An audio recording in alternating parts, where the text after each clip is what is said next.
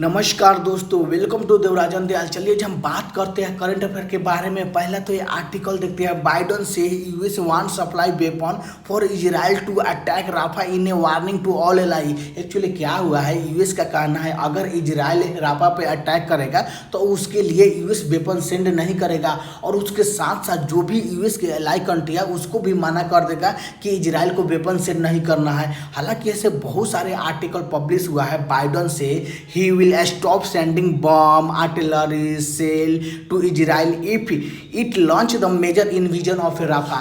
अगर Israel major invasion अगर Rafa पर करता है तो उसके लिए यूएस बंद कर देगा जो बम सेंड करता है, जो आर्टिलरी सेंड करता है, जो सेल सेंड करता है, जो बहुत सारे मतलब आर्म सेंड करता है, जो वेपन सेंड करता है, उसके लिए बंद कर देगा यूएस इजराइल को लिए। अब बात करते हैं जो ऐसे क्यों अभी ये क्यों डेवलपमेंट हुआ। एक्चुअली क्या हुआ है, जब से इजराइल और गाजा में वार चल रहा है तब से बताया जा रहा है लगभग 42,000 से ज़्यादा लोग मारे जा चुके हैं गाजा के। हालांकि इससे भी ज़्यादा मारे जा चुके हैं और लगभग 1 लाख से ज़्यादा मतलब 1 लाख से ज़्यादा लोग इंजर्ड है। इसी को देखते हुए अब इजराइल मतलब यूएस बोल रहा है कि मतलब वेपन से नहीं करना है इजराइल को। हालांकि इसके लिए इसके साथ साथ जो अभी गाजा पट्टी में है वहाँ पर लगभग 18 लाख से ज़्यादा लोग हैं जो कि मतलब भूख के शिकार हुए हैं। बहुत ज़्यादा वहाँ पर फेस कर रहे हैं जो एक्सट्रीम हंगर, जो बहुत ज़्यादा भूखमरी का शिकार हो रहा है। लगभग 18 लाख लोग हैं। हालांकि जो गाजा का में आबादी है लगभग 22 लाख है, उसमें से लगभग 42,000 से ज़्यादा लोग की मृत्यु हो चुकी है।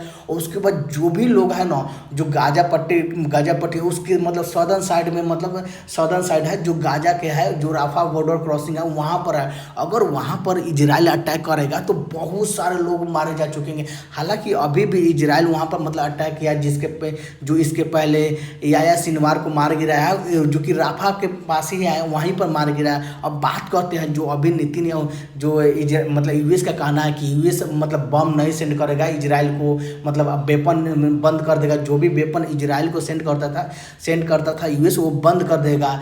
इसीलिए नेतन्याहू बहुत ज़्यादा मतलब गुस्सा भी हुए और थोड़ा सा इमोशनल हुए। नेतन्याहू का कहना है, नेतन्याहू से Israel will stand alone if it has to after Biden threatened to withhold arms to।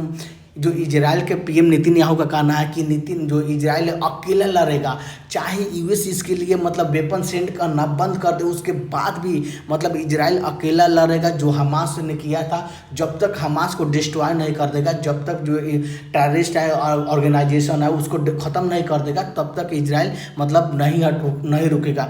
जो कि बहुत इजराइल मतलब Netanyahu on US threat to withhold arms, Israel will fight with the finger. मतलब Israel fight करेगा नाखून से। अगर ज़रूरत पड़ेगा तो इजराइल नाखून से फाइट करेगा, हाथ से फाइट करेगा, खुद से लड़ेगा, मगर इजराइल लड़ेगा जो कि हमास से लड़ेगा। जो कि एक बहुत बड़ी बात है, ये इमोशनल भी बात है कि इसके पहले भी अगर जो ज्यूज कम्युनिटी पर जो हिटलर ने मतलब 60 लाख हिटलर को मारा था, उसके पहले भी कोई देश मतलब ज्यूज को बचाने नहीं आया था और अभी भी कोई देश बचाने नहीं आ रहा। हालांकि जो नेतन्याहू का जो इमोशनल मतलब स्पीच था 2 मिनट के लिए वो बहुत ज़्यादा वायरल हुआ, क्योंकि हालांकि ये भी बात सही है कि जो अभी इसके पहले 7 अक्टूबर को हमास ने किया था वो गलत किया था।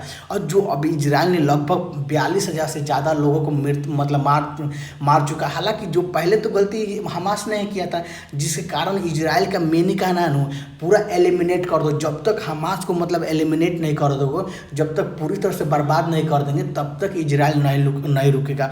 इसी के चलते मतलब जो बाइडन, हालांकि इसके पहले भी जो बाइडन बोल चुके हैं राफा रेड लाइन, अगर राफा पर तुम अटैक करोगे तो वो रेड लाइन क्रॉस कर दोगे और उसके बाद जो इजराइल और यूएस का रिलेशन है जो थोड़ा मतलब खराब हो सकता है। हालांकि अभी तो मतलब जो ये स्टेटमेंट दिया है तो खराब ही हो चुका है। एक्चुअली जो यूएस का एक थी जो विदेश मंत्री थे, उनका कहना है to be enemy of America can be dangerous but to be friend is a fatal. मतलब अगर अमेरिका का अगर एनिमी है वो डेंजरस है, अगर अमेरिका का दोस्त है वो फेटल है, मतलब और उससे भी दोस्त से भी बहुत खतरा हो सकता है। जो फेटल मतलब होता है बहुत खतरनाक, मतलब खतरनाक हो सकता है। जो कि यूएस के एक फॉरेन जो विदेश मंत्री है उनका कहना है, हेनरी किसिंजर का कहना है। हालांकि ये बात सही है कि जो यूएस मेन सिचुएशन पर जो मतलब बोलता है धोखा देता है जैसे अभी इजराइल पर जो बहुत ज़्यादा खतरा है, मतलब वार का खतरा है। उस इस समय अभी इजराइल को जो वेपन सेंड करना बंद कर देगा यूएस, जो कि मतलब बहुत ज़्यादा एक ट्रस्ट मतलब बेहतर हो जाएगा। इसके चलते इंडिया को भी सोचना पड़ेगा। अगर इंडिया पाकिस्तान के साथ अगर कभी छोटा मोटा वार हो जाए, इंडिया चाहे चाइना के साथ वार हो जाए, तो उस समय यूएस भी बोल सकता है कि हाँ हम चाइना मतलब कोई कंडीशन लगा देगा कि चाइना यहाँ मतलब इंडिया पर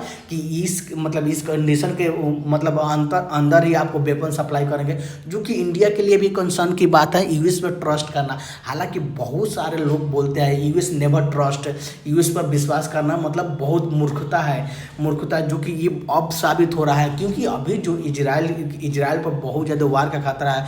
इस समय इजराइल को तुम वेपन सेट करना बंद करो, जो कि बहुत कंसर्न की बात है। हालांकि नेतन्याहू ने बोले हैं मतलब यूएस वेपन सेंड नहीं करेगा, उसके बाद भी इजराइल अकेला लड़ेगा, या तो अगर जरूरत पड़ी तो इजराइल नाखून से लड़ेगा, इजराइल अपने हाथ से लड़ेगा, मगर लड़ेगा जब तक हमास को बर्बाद नहीं करेगा, डिस्ट्रॉय नहीं करेगा, हिजबुल्लाह को, हमास को, ईरान के जो प्रॉक्सी है उसको बर्बाद नहीं करेगा पूरी तरह से, तब तक इजराइल नहीं रुकेगा। और आशा करता हूँ कि वीडियो आपको समझ में आया। अगर वीडियो समझ में आया तो लाइक कीजिए, कमेंट कीजिए, शेयर कीजिए और सब्सक्राइब कीजिए। Thank you.